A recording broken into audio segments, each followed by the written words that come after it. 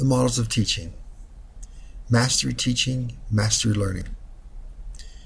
Here we want to build a solid understanding of content through success on intermediary steps. A great deal of very exciting research was done in inner city schools where students historically had been falling behind, unable to master new material. And so this model developed as a way of ensuring student skills, success, knowledge before moving on. You're really practicing the science of effective teaching and learning. That is, accurate diagnoses of student abilities, careful sequencing of instruction, ongoing assessment and feedback, correctives and enrichment, so that students are building the understanding they need to move on to more advanced material. It's really designed to address the different needs of diverse learners, especially those who may struggle in certain content areas for certain reasons. This model allows us to diagnose those errors and make the correctives before moving on. Question to ponder: what has been your experience with mastering difficult, complex subjects? Mastery teaching and learning key concepts. Important to establish clear criteria for mastery so that students and you are clear about what has to be learned before moving on and how that's measured.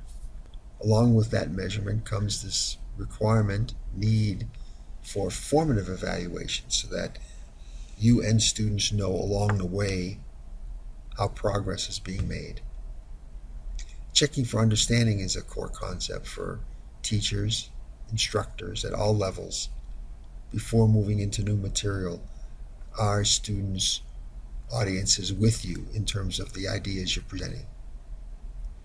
Offering feedback to students so that they know how they're coming along in terms of learning the material. Offering correctives so that if students are struggling, there's a mechanism for correcting those errors, for remediating before moving on to more complex, difficult material.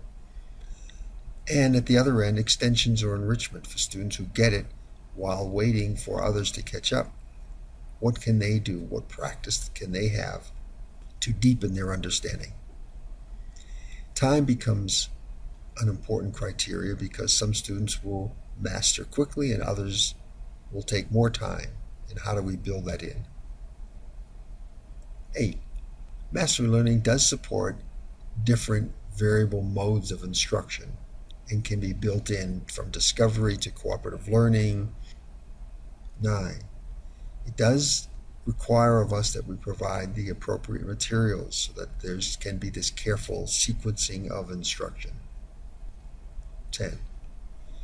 It's designed to promote student success so that the class does not move on until students have demonstrated their command of material that has been presented. It's an ideal format for managing discussions, explorations, inquiry, as recommended by various organizations, including Next Generation Science Standards. It's an ideal format also for supporting students in all application requirements. For example, the Colorado State Standards, when students have to take the knowledge and apply it to problems, projects, cases.